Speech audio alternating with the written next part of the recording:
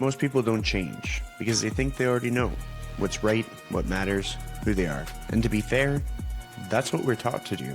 Pick a side, defend it, stay consistent. But life doesn't work like that. The longer you pay attention, the more things stop being so clear. Strong opinions soften, certainty fades, and the questions get better. Not easier, just better. Because somewhere between what you believe and what's actually true, there's a gap, and most people avoid it. That's where the work is. That's where you learn. That's where you grow. That's where things start to make sense again.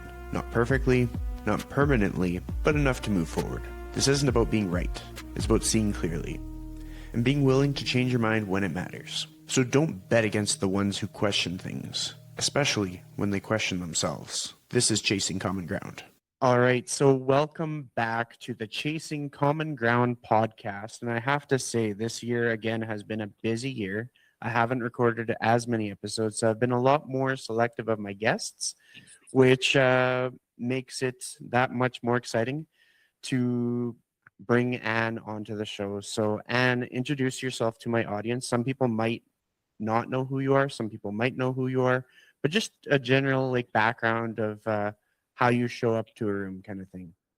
Yeah, absolutely. So my name's Ann. I live in Victoria, British Columbia, so fellow Canadian. I have two businesses in sort of the fitness and health space. One, which is Fettle Food, and that's kind of the nutrition kind of coaching arm of things. We have a registered dietitian, nutrition coaches. We do virtual, hybrid, and in-person options. And then I am co-owner of a personal training gym in Victoria as well, which is a smaller sort of private facility. Everything's personal training and semi-private. I love it. And so the way that I'm going to structure this episode is going to be very direct. We're going to try and tackle some of the things that I think might be helpful for people to learn, plus some of the life experiences that tie into why you do things the way that you do it, or where you learned it from, or who influenced you. So one Sure. of the first things that I wanted to highlight is your ability to kind of just do organic outreach and community building. I know it's hard to tell exactly how it goes through the internet, but from what I can tell, you do a really good job of just working with other companies, other organizations, other businesses to expand the reach of your businesses. Yeah, definitely. I mean, if anyone goes and checks out my Instagram, it's a solid C- effort, I would say, most things on social media and online.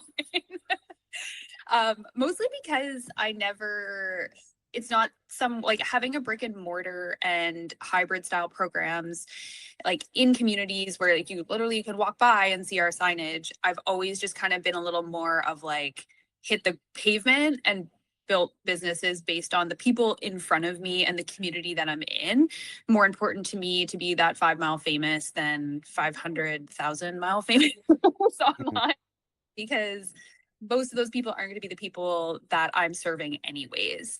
The online stuff has, or just kind of organically grown a bit as the businesses have grown, but really at the end of the day, over 90% of both businesses is people in our community who we serve. And so that's just where I see the opportunities. And I'm a really big community builder, whether it's our community in the gym or my running communities, my women's strength communities, what I've done with some of my clients, we do adventure travel. I'm just really big on spending time and putting energy and effort into the people that are in front of me face to face, and staring at a computer screen all day just isn't going to do it. Yeah, definitely. And it's the reason I asked the question is there's a lot of things I'm trying to tap into myself. I've done a lot of community building in the past, but I'm looking to do it even more with the people I train in person, and even just kind of the community that I form around myself with the online kind of exercise demo stuff that I put out there. I've started to notice people will follow, and they are kind of creating a workout program on their own without me even knowing, just by saving a bunch of posts. The things that you do that I think really stand out is you're just boots on the ground. You're shoulder to shoulder with people doing stuff. You're very active and engaged in the things. It's never that you don't have time for things. You always have time for things. So where do you find all the time to be involved in all that stuff? I think one of the most like impressive things is when the busiest people you know are the easiest to get a hold of and the most Yeah. responsive.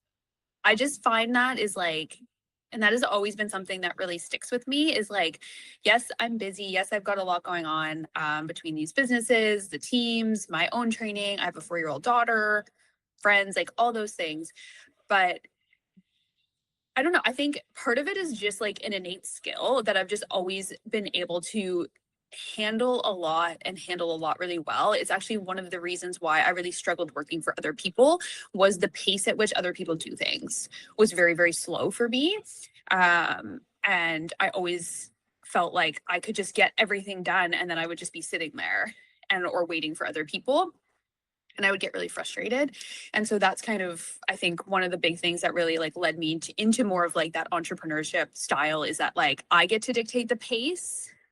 Mhm. And like I had a mentor one time, like he's like, you're driving a car like flawlessly at 100, just like doing all these things. And just like, but he also was coming at it as like, remember the people that are working for you, some might do that, but some might not. And so he was really helpful in like teaching me a little bit about like managing other people who, now that it's flipped, that aren't going to be at your pace or at your capacity or different things like that. So for me, I think it's like it's like personal leadership and having systems for yourself, and actually systems that you stick to. I'm a very routine and structured person. I do love like new novelty, adventure and things like that. But in my day to day, like I wake up at the same time, I read, I do my Spanish lesson, I check my, like I have these little systems that I'm using constantly that I think help me be efficient through the day. But I think there's just part of it that's like just kind of who I am, you know? Mhm. Yeah, that makes sense. One of the things that is prominent in your social media is your collaborations with those local radio DJs. I think they're on the radio, right? Yeah. So how Yeah. how did that start, and what are the things that you've done to make that continue to be beneficial for both parties? Because the radio industry has gone through some struggles. There's a lot that they've had to innovate and get creative with making their stuff profitable all the same, but it seems like you guys have a good collaboration going. Yeah, we do. I love them. I think just at the like I can share the story about how that all kind of came to, but really it just like my biggest advice for people is just like shoot your shot. Like put yourself out there and ask, like be okay being rejected. Because if you go out there with like 100 asks, 20 of them will come back as yeses. Yeah, 80 are gonna be no's, but 20 will be yeses. And those are 20 yeses that you wouldn't have had. And Hmm. like people need and business owners need to practice being rejected. Yeah. For business growth, for sales, like being in a sales consult and knowing that some people are going to like practice people more reps, like people saying no to you, right? How do you handle that? How do you respond? How do you follow up?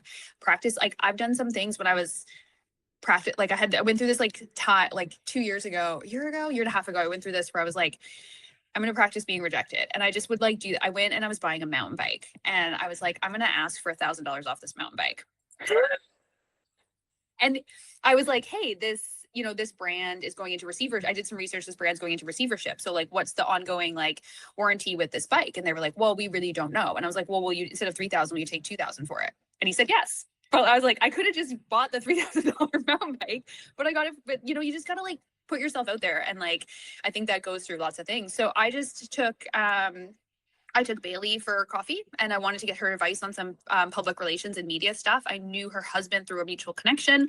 And then we got chatting, we were talking, we hit it off. And I was looking for some people to kind of like ambassador style my women's 8-week cohort program, which is like a strength and nutrition program, and do some like posts and things about it. And I was like, hey, would you do this?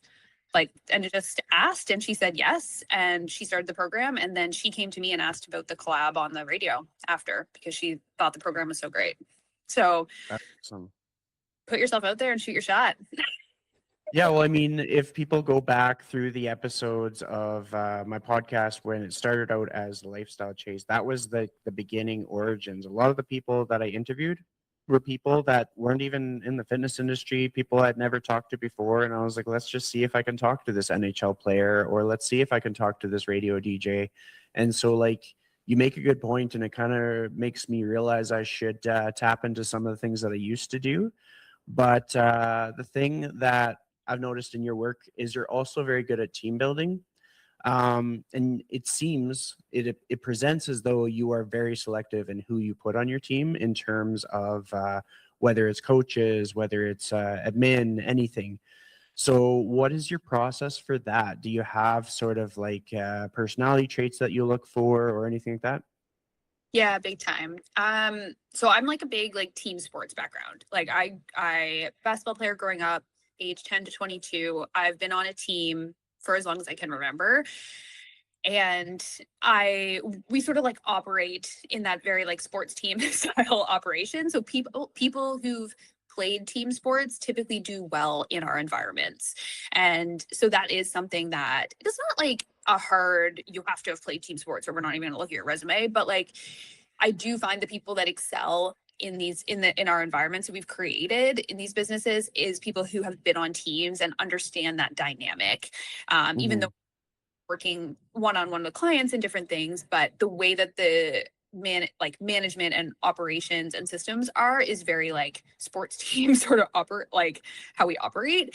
So that is a big piece of it, I find, is when people have had that team sports background, a little bit of like can walk the line of like being an awesome genuine human, but like can just teeter that like competitive asshole just a little bit, you know. Yeah. Not too far that way, but just can like walk that line really good, then that's like the perfect fit for sure for me anyway. Yeah. Just a little bit of arrogance, just like a little bit.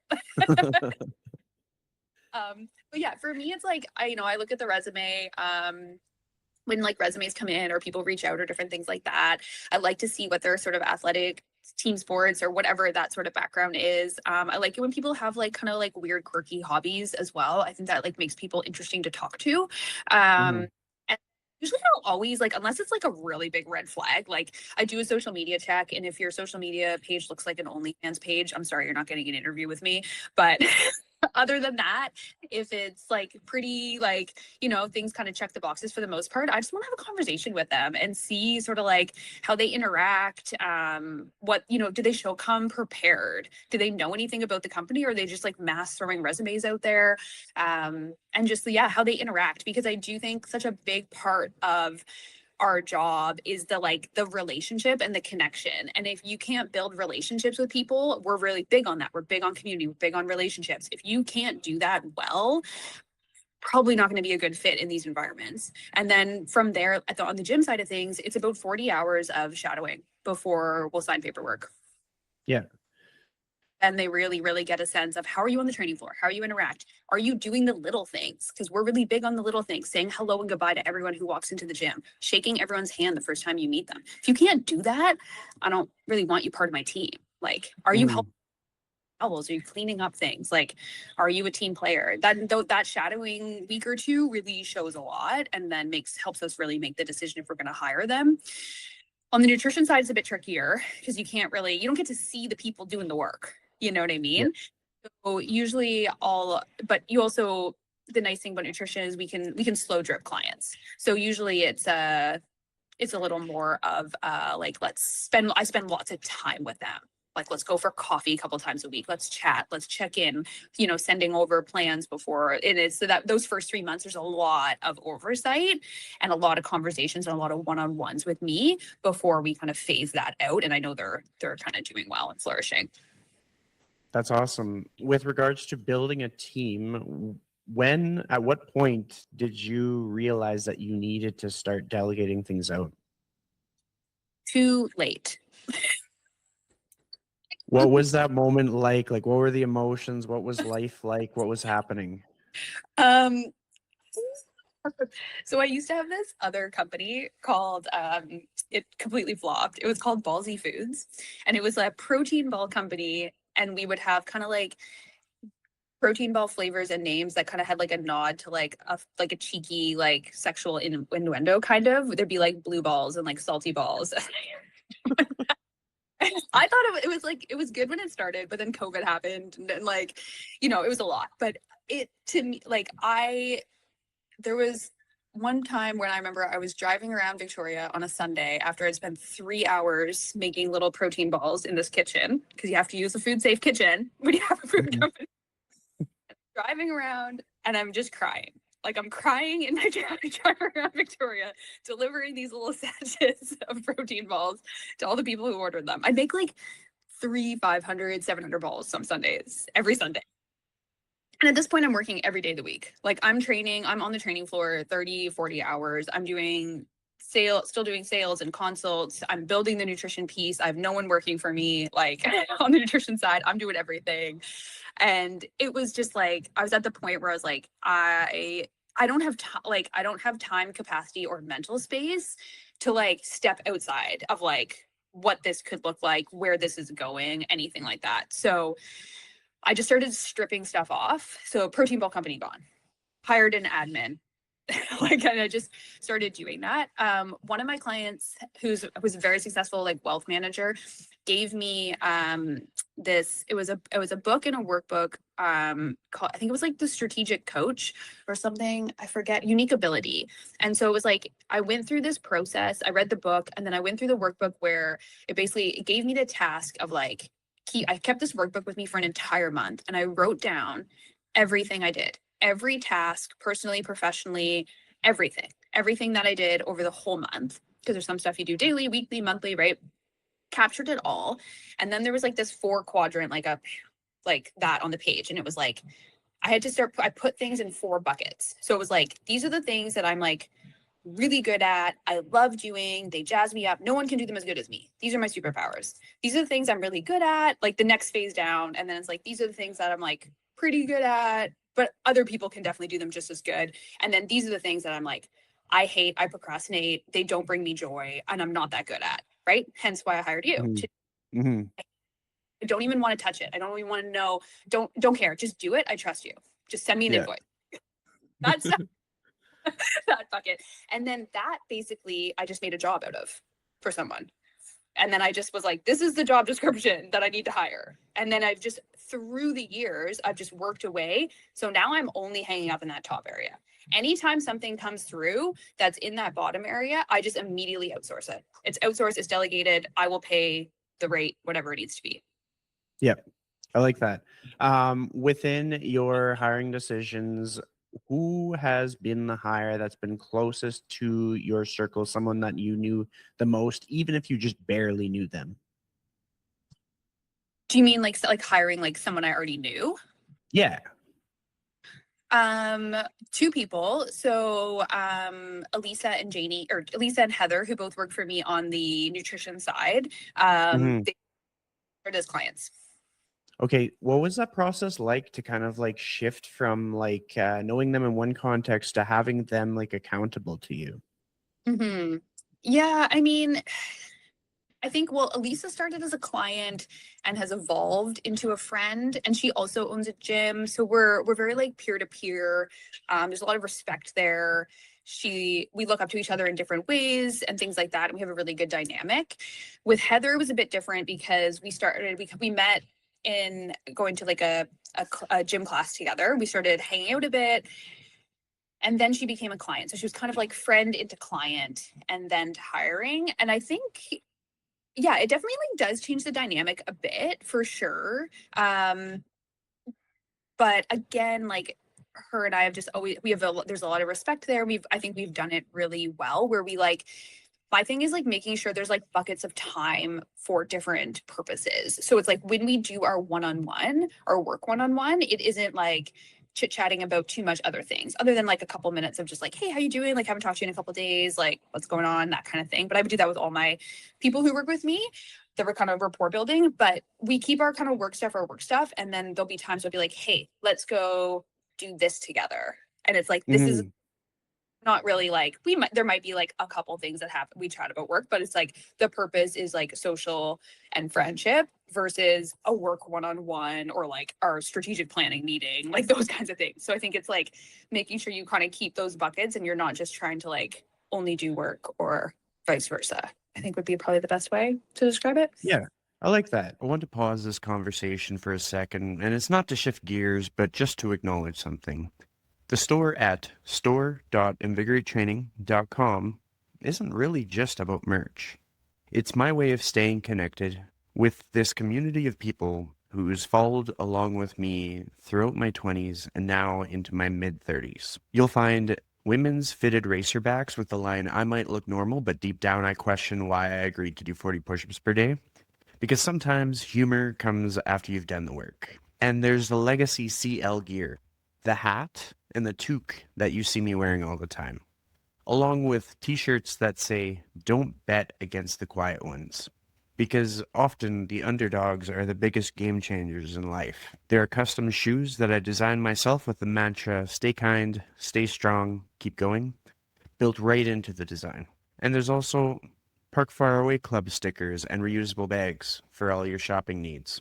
Additionally, I've created a line of fully human apparel, a reminder that self-improvement isn't just a one-size-fits-all template, it's personal. If we were all the exact same, we'd never truly be human. All pricing on the website is in Canadian dollars, shipping is inclusive, and your orders are often shipped domestically. This helps avoid tariffs or extra fees. This store exists because of you, and my career exists because of you.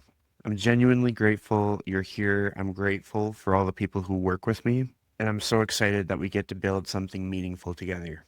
If anything here resonates, you can find it at my store at store.invigoratetraining.com. And thank you for being part of my world. And then you kind of outlined rapport building, and I can imagine this kind of trickles over to just about everybody that you work with on your team. If that is true, how does it pop up where you're able to kind of do it on a reoccurring basis? I'll give an example. Sometimes businesses will start up and they do a lot of fun little events, and then it kind of drops off, and you start to notice like people will be less fulfilled, they'll feel less purpose, they'll feel less connection. So what is something that you do to kind of keep that spark alive if you integrate anything into your yearly operations? Yeah, definitely. I think, well, it definitely, like, I think in any business, I don't think anybody does it perfectly, and it ebbs and flows, right? For sure. Mhm. So there are like everyone, there's one-on-ones that happen every week. So there's that touch point with coaches. And then just from like the more casual stance, like I will go sit in the coaches room twice a week and do blocks of work back there. So I purposely go out of my office, I sit back there and I'll be on my computer. I might even join a meeting, different things like that. But I'm back there and just catch those like quick conversations and things. And then we do plan like external things as well. So with Fettle, because we work a little bit more in silos with our clients and we don't see each other all the time, whereas like training, we're like on the training floor together, right? So like we're Yeah. interacting. There's a lot of like fun that just kind of happens throughout the day. But with Fettle, we don't do that. It's like, oh, you're like lives in the office from 12 to 4, and then Heather's in there from 4 to 8. And it's just like, high five, see you later, right? There's not very much like engagement. So we do a quarterly meeting together where we book out a space, we bring in lunch, we do like, we just like really have like a ton of catch up, we talk about the business and clients, and we do some education and learning.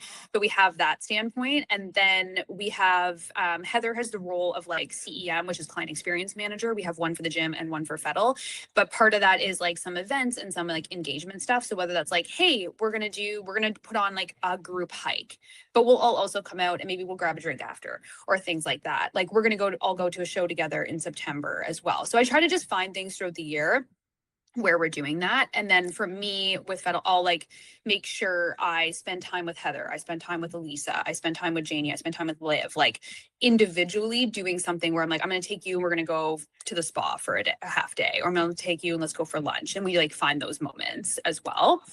Mhm. Big one is like team workouts is a really big one. So we kind of do like team workouts together. And that's where like Liam typically leads those. And that's just like, it's just, I think when you like do something hard together, it creates that like bonding as well. So we do, as well as part of our team, like everyone has physical challenges as well that they have to be including in their personal planning. And so like whenever a teammate is doing their physical, like we're all at the finish line. Like Callum, one of our guys, he's running a 50K trail race in September, and like we'll be at the finish line for him and like have a party there for him, right? So we like do that. We've done some like travel races with coaches, stuff like that as well. I like that. I think that's important, and it's cool to hear how it's modeled in your business. The other thing that I wanted to bridge towards for my next question is you're part of like a mentorship where you're learning alongside a lot of other gym owners. What was the key moment where you realized like this, I need this, and what were your two biggest takeaways from it in your involvement so far? Yeah, I've been doing mentorship programs since 2022. Yeah, 2022. So it's been over 4 years. And I've, even before that, I definitely had like informal mentors, like people I was like seeking support and help from in kind of a one-on-one setting. But 2022 was the first time I signed up for an actual like mentorship program. And I felt like I like found my tribe a bit of like people. I was like, these people like are dealing with similar problems to me. It's hard to talk to your friend who works like an 8 to 4 for the government about like her problems or like, oh my God, my like whatever lease negotiations or things like that. It's just different. Like you just don't. So I really found that like I found my people. I work really well in like programs when things are like laid out for me and I'm like, these are the tasks I need to do and this is the outcome. Like I work well with structure like that. So yeah, I liked showing up to the calls. I liked asking questions. I liked the community. I liked finding those, like building those relationships with the other people in the program. So I knew that like for me, I always needed and wanted something like this in my life. And some of the people that I have here locally that are mentors are like connected to this business or businesses, which again is great and fine. But I liked the idea of like having something that was like completely like third party. Like there's no like they are 100% impartial. There's no like investment, there's no emotional investment to me or like the businesses, anything like that. I thought that was like really beneficial to have this like outside sort of community that I was part of. And so the one that I'm in now, which is the Built to Last with Andy and Luca, the thing with that one that really like drew me towards it was I was kind of looking for like something new, just like something new where I could learn some different things. And I really gravitated towards the dynamic of the two of them because I feel like oftentimes there's like this one person and they're really good at like this and whatever, right? But then they're just Andy and Luke are just like so different and they have like they just bring really two different things to the table that I like. Like sometimes I'll go to Luca if I want something, and sometimes I go to Andy, right? But I really like. Yeah, I liked their vibe. I liked the combination of the two of them, and yeah, it just was a good fit. And from there, it's been the group to me too. It's the relationships within the group that have like kept that so strong as well. Like a couple of my like now like best friends are people in that group who I talk to them more than I talk to like some people in my family, right? Yeah. Well, Yeah. it's amazing how connections can be so formative in trajectory. Like for myself, like a lot of people at the Real Coaches Summit, I either have helped them in some way or we work together on something, and it feels more um like a grassroots collaborative effort than it does like a transaction kind of thing. It's like everybody's helping each other be better. And if it's a significant energy exchange, then there's some kind of transfer of some sort. But it's just like people undervalue how important connection is. Another thing that you brought up earlier was just ensuring that people are taking the time to like shake hands with their new clients or just smile at people or make time to be physically present. I think that can be applied to just about everything. But one other thing that I wanted to highlight while we're going over all this stuff is the travel experiences that you're putting out with the gym. What kind of sparked the inspiration behind that? And what are the details? Like if somebody's listening to this podcast and they're like, well, how do I get on board with that? How would they get on board? Yeah. It's been like the gym that I was working at before, it was part of what we did there too. And it's just been that like I like that niche of like getting people outside of the gym that like to have experiences that change their life because the like training, putting something on the calendar, training for something, having something that's like experiential is so much more powerful than like I'm gonna lose 5 inches off my waist or I'm gonna lift a little bit heavier deadlift. Like I don't know. It's just personally, like, I love getting people to like have those experiences and be on those trips with them and see them like conquer crazy shit is super rewarding as a coach and a friend. And to be able to facilitate that and make that part of our community is just really impactful for me. And like I kind of mentioned at the beginning, like I love adventure and travel and like that novelty piece and having those experiences, pairing that with a community of people I love is just like, it's such a win-win. But yeah, usually what we do is have 1 to 2 kind of bigger like international or big trip adventures that are kind of on the calendar. Our partner is Adventure Desk. So Matt owns Adventure Desk. It's a Canadian company. He is kind of my guy where I'm like, this is my crazy idea. He just like helps me make it happen. Like he goes and does all the like the bookings and gets way better rates than I would get on stuff. He builds me a website like for the sales page and just coordinates and basically just sends me the stuff. So I've got the itinerary and the like the bookings and stuff. So I can just go be an awesome host for that trip with my people. But yeah, so that's kind of, we actually this time of year, August is when we do our planning for the next year. So we're planning 2027 now. So we do, like I said, 1 to 2 really big trips. And then on top of that, we do a couple other smaller ones. So we'll do some like, we're on Vancouver Island. So we usually do like a backpacking trip, like a 3 to 4 day, like backpacking trip on the island. We'll do some day hikes. We'll do some different things like that as well. So we usually have something happening every couple months. That's like a trip people can like sign up for, a train for.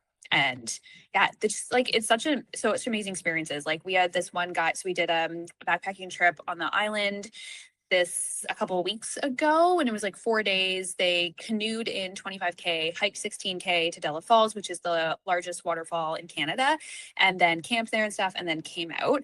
And one of the guys, he had been with us since last fall, so coming up on a year now, he's lost 80 pounds.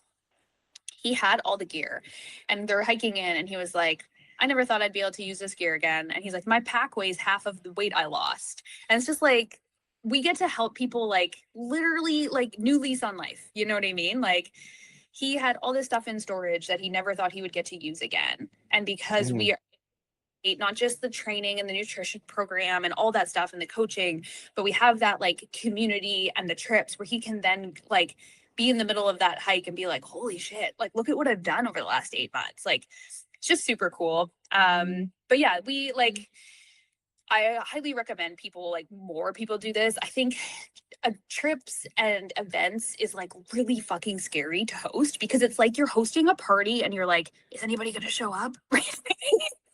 Yeah. And be like very intimidating, and it's just easier to be like, no, I'm just not going to do it, right? But especially for the people who have like online businesses, like what a beautiful way to take your online community and like create those like relationships and connections in person. People want to do this stuff. Like this is like you get the people who just like love you and love what you do. Like I have people who come on it doesn't even matter where we go, but they're coming every year. Yeah. They did, like we're doing a 70K hut to hut in Iceland next July. And I've got one girl who's coming on that trip. She has come on like 4 trips with me. I've traveled more with her than my own husband.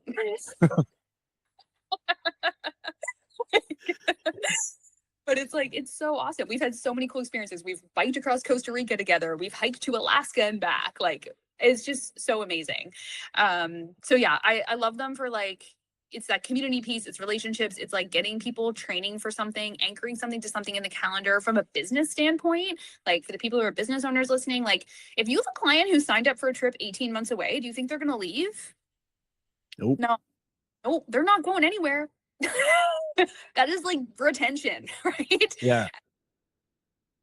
Yeah. I mean, some people don't like to travel. It's not their jam, like totally cool. But yeah, I think it's great. I mean, for me, I'm a big fan of travel, and I try to instill in people like the value that comes from traveling, like the one-on-one conversations you have when you're climbing up a mountain and you kind of getting a little bit tired, or just like the fireside chats or the dinner conversations. And it's when you travel with like clients or community, there's so much to be learned that is yet to be learned because of the environment and what that facilitates. And I think for a lot of people, it's just their risk tolerance, their ability to just do it without worrying about what the consequences could be. Like maybe they would have to postpone the trip, or maybe they won't get as many attendees as they want, but they won't know unless they try. But yeah, there's the next question that I have for you might be a tough one to answer, but we're going to give it our best shot. So the question is, what are 2 things that went wrong and that kind of humbled you or left you with life lessons, and how did you overcome? Yeah. So I'll tie one to the trip stuff. So one thing I've learned over the years of doing this is, like, I had one year where Matt came to me and was like, "Hey, I'm getting really great prices on Machu Picchu trips. We should do a Machu Picchu trip with your community." And I was like, "All right, sounds good." Machu Picchu is not on my list. It's not like a necessarily like a bucket. Like, it's sure it'd be cool to go, but it's not something that I've been like, I'm dying to go there. And it flopped, and I had to cancel the trip because I had 2 people sign up, and we needed 8 to make it go. And so that was a huge one for me, where I had to like stop and be like, okay, like anytime something doesn't go well, I always take some time to like reflect and be like, okay, where did this go wrong? Whatever. I didn't sell it well because I wasn't excited about it. Like so like I think with the adventure travel stuff and events and all that kind of stuff, like if you have a good community around you and it's something like you're super jazzed about, like people will just gravitate towards it and you. And so that's something that I've learned and what I've been talking to my team about as they're stepping up to like lead trips and do things. I'm like, don't pick something you think you should pick just because it's like there, because you Googled best hikes on Vancouver Island or something like that, right? It's like, Yeah. that like you're stoked about, because people feel that. Like you probably felt that energy of me talking about adventure travel. I felt it. I was like, I'm pumped. Like, let's talk about this. This excites me.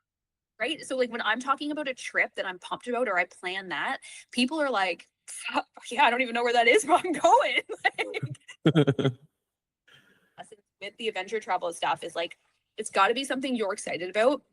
And it just makes this like the getting people signed up for it and getting them, like the people showing up for the party to come, right? Like one of the first trips I did back after having my daughter was Chilkoot Trail, which is a trail that is, you basically hike from like northern BC to Alaska and back. And we got like float planed in. It was super cool. It was like something for me that I was like, I want to do this trail so bad. I really want to go to Whitehorse, the Yukon, and I want to do this trail. And I had people who like literally were like, I don't even know where we're going, what we're doing, what the plan is, but they like signed up and paid the deposit because they felt the energy and the excitement that I had about it. And I'm out there doing cool shit, right? I'm running ultras, I'm traveling. So they're like, I want to come do some of that stuff with you, right? So I think that was a big one for me of just like learning that's like with the adventure travel, like it's, what are you excited about doing? And people will follow. And so I've been stuck true to that. And all the trips I've done since then have been like people like sold out a year in advance kind of thing. So that's one big one. The second one is like hiring out of scarcity and not aligning with values and just hiring from like a spot of scarcity and like stress. Every time I've done that, and yes, I've made that mistake a couple times, and I vowed, I put that in my annual plan this year. I was like, do not hire out of scarcity or stress. Mm-hmm. It has never worked. So anytime I've been in a position where I've just been like, I'm up here because I'm like, oh my God, like someone's leaving, or someone puts like a really shitty 2 weeks notice in, or different things like that, whatever it is, something happens. And I don't go through the process of like fully like validating or feeling like 100% confident with them, it always ends up bad. So I've definitely like made that mistake a couple times. I hired a nutrition coach. I was really looking for like this was back in I don't even remember now, 2021, maybe. The years all blend together. 2022, because I remember interviewing her with a baby, because I had just had my daughter. Yeah. Because I had to let I had someone who was taking a lot of my clients, had to let them go, different things like that. But anyways, I was like, I really see this vision of like, especially in Canada, of like having a registered dietitian facilitating nutrition coaching, because then we can give their like receipts back. I just like had this plan since like 2020. And I just was like, I started trying to find this person. And I hired a girl, and I went off of the fact that she played basketball at the same university I played at. And I was like, oh my God, this is crazy. She's from the Maritimes. We played basketball at the same university. She's out here now. This is wild. Like, what a coincidence. And we had a great conversation. I didn't do enough due diligence. I didn't do my homework. I didn't do enough background checking. I didn't spend enough time with her because I had a new baby. And the whole thing blew up. She lied to me for 6 months. We falsified her designation. I had to comp $15,000 in nutrition coaching packages that I had to coach myself. It was like such a crazy, like, she wasn't doing the check-ins that she said she was doing. It was like a madness 6 months. So then I basically had to come back like full time with a 6-month-old baby. And it was just like, so yeah, I think like most people probably have war stories like that when they've been in business long enough. But that's another big one, is like hiring from a place of scarcity and just not taking the time to do that due diligence and spend the time with new hires. So like time with team is super important. Yeah, I mean, when you describe that, it makes me think of what I have learned to do, and it's just being calm in the eye of the storm. Like, everything could be chaotic, people could be asking a lot, there could be a lot of pressure, but the best way to face is to be calm. So I'll be over here queuing up like Hans Zimmer, playing like instrumental music and just like calming myself down, because even if I have a lot of people to take care of or a lot of responsibilities, it's going to be a lot better calm than under a crisis kind of thing. What Mhm. are the things that you have learned to do to kind of keep that calmness in place for yourself, knowing that you're human and you might slip up from time to time? Oh yeah, we all do. Definitely like prioritize my like sleep, eating, and training. Like those like non-negotiables. My schedule is now in a place that's like quite not overloaded, I will say, in terms of like the support and the people I have around me. I've been in those times where I felt like I'm just like, Anne's just always rushing around from like client to client, to do list to do list. Like I spent years in that space of just like go, go, go, go, go, go, go. And I'm still pretty go, go, go person, but I definitely know the feelings of like what my day feels like when it's 12 hours jam packed with no breaks, to when I have breathing room, thinking room, time to like just walk and grab a coffee for 30 minutes and like sit in the back and talk to a coach or call a friend. Like those are all things I was able to do today because I only had I had 2 meetings, this, and 2 clients on my schedule. I've done a lot of other work, but I was able to walk and get a coffee. I had a phone call with my friend this morning for 30 minutes. You know what I mean? So it's just like, I feel like making sure that I protect space in my day, whether something comes up and I actually need to like fill that with work, or I just have time to think and breathe, walk outside for a bit, those kinds of things makes a really big difference to me personally. And then I factor in, I'm not a big like self-care person, but I do factor in like a few things. Like I get my nails done every 3 weeks and I just like block that off in my schedule. Like it's technically like working day time, but I do that at 2 p.m. on a Wednesday. I do this, like, I have a membership at this place. It's called Ritual, and it's like kind of like hot and cold, but I have like the membership that I can go 2 times a month for 2 hours. And it's just like a 5-minute walk from the gym. And so like, I just make sure that's on my, like things like that. So I just block off like space where I can go, like, that's a big one for me, where I go with like a notebook and a book and I do the hot cold circuit. And then I sit for like 45 minutes, an hour. And then I spend the other hour just sitting in a chair, reading and writing and thinking. And because you're not allowed to have your phone. So stuff like Mhm. that really useful for me personally. It's like learning that I need time to think, as I've evolved from like the person in the business doing everything to the person who now like I need to think more like strategically and like as a leader and things like that. So I figured like that gives me the space to do that. I struggled in that middle ground for a really long time of like how to move towards that and how to actually give myself time during the day to do that. I also have an amazing assistant who like runs my calendar and my life really well. Yeah, I mean, I've seen it in action, and that Yes. little variable makes a big difference.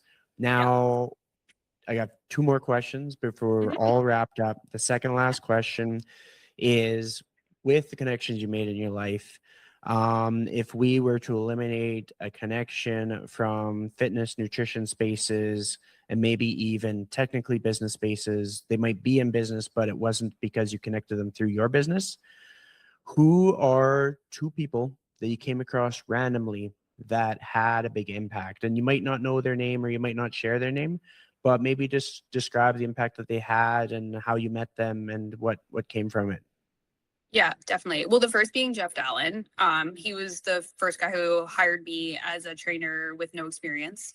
And like I was working a marketing job. Hired me with no experience, full-time trainer. Just, the person who taught me to swim is like how I'll describe him, and has been and will be a lifelong mentor, very much like a brother to me now as well, business partner at the gym and like all that stuff. And yeah, so definitely him, probably massive impact on my personal growth and who I am as a leader. Most of my leadership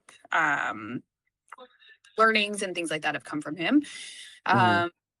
And for sure. I definitely want to. I think the second one for me more recently, like I've got one that's like more recent and one kind of another one if I can have three and break the rule, is Andy for sure. He's someone who, when you meet people and you just click and you're just Yeah. like chemistry of just like, oh, like we get along. Like this is a good vibe. You're someone I want to spend more time with. You're someone I want to work with. You're someone that I want to, yeah. Like so and he's kind of someone who I think is when I have like a problem, like a problem, like he's kind of the first person that comes to mind where I'm like, I need help solving this. I'm gonna call Andy. I'm gonna send Andy a voice note. Um, Mhm. yeah. And then I also like I kind of have I don't know if you do this or like other people who are listening do this, but I have like a person, like I call it like my personal board of directors. Like I'm a company that's a board of Yeah. directors. Yeah. Like there's people on that and they have different seats, and like Jeff is on there, Andy's on there, my friend and like a local mentor Rob is on there, someone that I lean on and communicate with a lot, things like that. So I've got like this crew, but the other person would probably be like going way in my past is my university basketball coach, because I played for him. He recruited me when I was in high school, played for him my first year.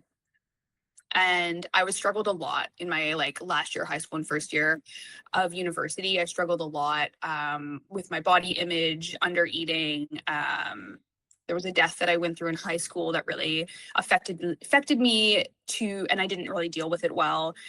And Derek, who had recruited me to play, he was the first person in my life after 2 years of me really, really struggling, to sit me down and like confront me about it and talk to me about it and like help me navigate through it. And he passed away actually like a couple weeks after the end of that first season. And that whole experience of like having someone like it was the first person who like really, other than certain situations like my parents, but like sat me down and had a hard conversation with me, like showed me what that experience was like of like sitting in the discomfort with somebody who really cares about you. That was my first experience of a situation like that, when someone comes to you and has that like super hard conversation, brings things forward to you and like sits in the discomfort with you and helps you work through it. Looking back at it now, at the time these weren't things that I was thinking about, but and then having him pass away and navigating another death at a young age of someone who was very influential in my life was like a really big turning point for me. It's where I was able to kind of like, okay, this is when this first this first experience happened. I acted this way for 2 years and really spiraled. This is happening again. Do I continue this path or do I do this? Do I course correct? Do I take this help? Do I like go this path and like do it this way? And I did it that way. And like things progressed for me. I stayed playing basketball. I stayed on the basketball team and excelled there and like had all those great experiences. But like that for me, I think if that experience didn't happen and that conversation and that time with him didn't happen, I don't know if I would have, like, if I kept going that way, would I be where I am today? Probably not, to be honest. I like that, and there's a lot of relatability to your examples. Like a lot of my influences are from very similar moments in life. So I hope that people realize that like sometimes we have to slow down and look around us and look for these moments where we might be crossing paths with people and our time might be limited. So don't take it for granted. Now, the final question I have for you is this is one that I started asking people when I started the podcast back in the earlier episodes in 2018. And it is if you were to give one piece of advice to someone on how to live their life to the fullest in the most authentic way, what would that piece of advice be? Ooh, that's a good question. Well, I think it's like going to be a bit different for everybody because I think we're all different. And like if you're saying like be authentic to who you are, I think spending time learning who you are and having confidence in the things that you love to do and that you are, and like really just taking time to like learn about yourself as a human and how you tick and how you operate and what fills your cup. Because I can share like what does that for me and like how I live my life to the fullest, but that might not resonate with everyone. So, but I've spent a lot of time with mentors, with reading books. I've hired behavioral psychologists. I've done a lot of work to figure out exactly who I am. And I'm very confident in who I am. And I love myself. And so it allows me to live my life very, very with a cup very full every single day. So I think, I know that maybe as a cop out, but I think it's like taking the time and accessing the resources to truly learn who you are so that you can just live that life every day. And honestly, I think if people don't get what they need from that piece of advice, that means that they haven't done the work necessary. Maybe it's that they haven't tried um, bringing somebody else into their world or reading a certain book or taking a long walk in the forest or something like that. Totally. Like my husband and I are completely opposite humans. Like we were sitting there, it was last night actually, we were watching Alone. I don't know if you ever watched that show. Where Just a little bit. they drop people off in like crazy places and then they have like 20 items and they have to survive for as long as possible. And we're watching this show and I looked at him, I'm like, I feel like you could do this. Like you could just like get dropped off in the woods for 90 days and like not talk to another human. Me, if I'm like 20 minutes and I'm like, I haven't talked to anybody, I'm gonna go crazy. Like, I'm such like an extrovert that I love being around people jazzes me up. Like take me to a 300-person conference or like a 25,000-person concert and I'm like so jazzed up. I have so much energy. Whereas like he needs like a week alone in the woods and then he's like, okay, I feel rejuvenated. I was like, I would have gone crazy. Like I love being in the woods, but I love trail running. I'll go for a 24-hour trail run as long as I have someone to talk to. Yeah, I like that.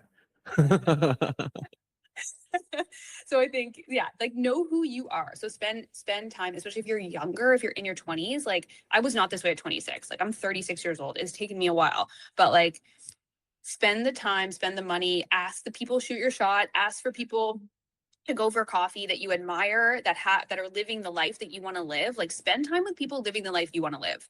Like that Yeah. maybe is like more one, like kind of one line piece of advice. Like that's something I think I've always done for 10-12 years is like accessing people around me living the life I want. Like that's admirable. Like I have a client, he's like yeah, I'm going to take 3 months and go to Mexico. And I'm like, let's talk. How did you get there? How were you there Yeah. at 50? I want to be able to take 3 months off and go to Mexico when I'm 50. So like, finding the people who are living the life you want to live and accessing them for information. And most people are willing to give it. I want to pause here for a second because this connects directly to the kind of conversations that we have on this show. Chasing common ground has never been about hacks, shortcuts, or chasing attention. It's about long term thinking, craft, and building something that actually lasts. And the same philosophy is why I built my podcast course. It's about fundamentals and foundations: how to start a podcast, how to structure it, how to stay consistent, and how to build simple workflows so your show fits into your life instead of competing with it. The course is updated constantly with gear reviews, standard operating procedures, AI tools, and best practices. It's not because things change fast, but because clarity matters. I want to share a quick clip from someone many of you already know about, Andrew Coates. He's a good friend of mine, and he is the host of Live Free and Diet Hard, a published writer, speaker, and longtime coach. Here's what he had to say. I'm going to give a shout to my producer because he's a beauty. Chris Liddle, he's the one who does all the back-end stuff. He does all the slides. He's the one who puts together all the ads. And I couldn't do this stuff without him. He's great. He's got his own podcast, but he's also got courses, and he will answer your questions if you guys are literally interested in podcasting. He's great at this stuff. So go check him out. Just search Christian Liddle on Instagram. I followed him. You'll find him. He's super. If you're thinking about starting a podcast, or you already have one and want it to feel simpler, more intentional, and more sustainable, you can learn more at christianlittle.com/podcast course.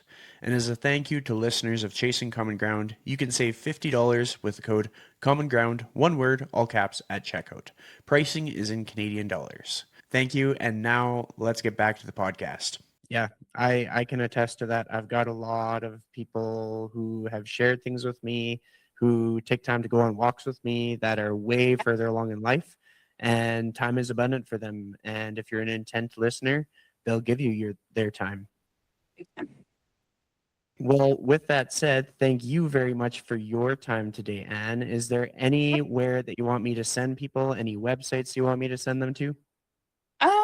Yeah, I mean, you can check out the businesses on our website. I am on Instagram. I do check it. I check messages. I don't scroll. I'm not a scroller, so you won't catch me looking at your stuff, but I do respond to messages. So you can reach out to me there, and.chisholm13. Perfect. And all that stuff will be in the show notes. And thank you so much for joining me today. Thanks for having me.